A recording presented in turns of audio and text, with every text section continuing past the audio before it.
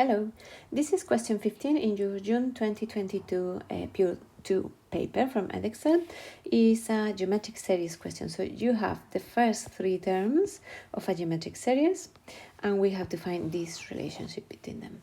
You know, if it's a geometric series, this term is this one multiplied by a common ratio, and this one is this one multiplied by the same common ratio. So every time I'm multiplying by a common ratio. Yeah, which means that the quotient between this one and this one is going to be the same that this divided by this. Yeah, and that's what we can do. So for A, 5 plus 2 sine theta, so the second divided by the first one is going to be the third one, 6 divided by the second one. And we are going to work with this expression until we get what we need. So we can multiply this by 2 sine theta, and here I'm going to multiply 6 times 12 is 72 cos theta tan theta. Tan theta is sine divided by cos. So this cos with the cos in the denominator can cancel, and then all this thing is going to be sine theta. So I'm going to expand the first bracket. So I have 25 plus 20 sine theta plus 4 sine theta squared. Just expanding the bracket is going to be 72 sine theta. And now I'm very close to what I need, because I need an equation with sine square and with sine. So it's going to be this one just reorganized. So I have 4 sine theta squared. Then I have plus 20 minus 72 is minus 52 sine theta plus 25 equal 0. And this is what I have to find, this one. Yeah. Then, given that theta is an obtuse angle measuring radians, solve the equation to find the exact value of theta. So to solve this equation, what I'm going to do, as is a quadratic, because I have sine theta and sine square, so it's like if I have 4x squared minus 52x plus 25 equals 0, I'm going to factorize the same way I would factorize this one. If I factorize, I have 2 sine theta minus 25, and if you get confused with the sign, just factorize this quadratic equation. You can do it even with a calculator. 2 sine theta minus 1 equals 0, which means that it's going to be 0 when each bracket is 0. So 2 sine theta minus 25 equals 0 means that sine theta is 25 divided by 2. 25 divided by 2 is greater than 1, which means this is not possible. Yeah, remember the sine of theta is between minus 1 and 1, so this is not giving me any solution. Yeah, no solution here. The second one, so is 2 sine theta minus 1 is 0, which means sine theta is 1/2, which means that theta in radians is pi 6. Yeah, 30 degrees.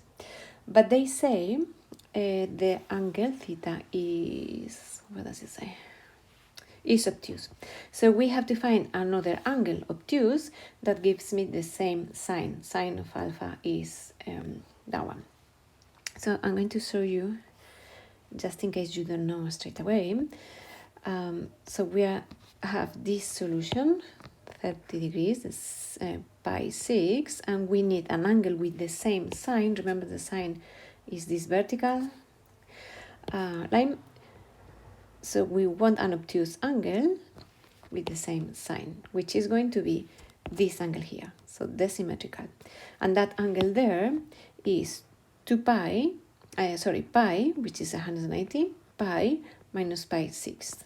Yeah. So that angle, my solution is going to be 2 pi minus pi 6, which is 5 6th pi. Yeah.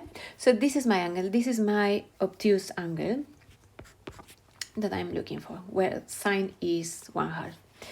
And then for C, they say show that the sum to infinity of the series can be expressed in this form. So the sum to infinity in a series that is convergent is this formula here. You have it in the formula booklet, yeah? 1 minus r.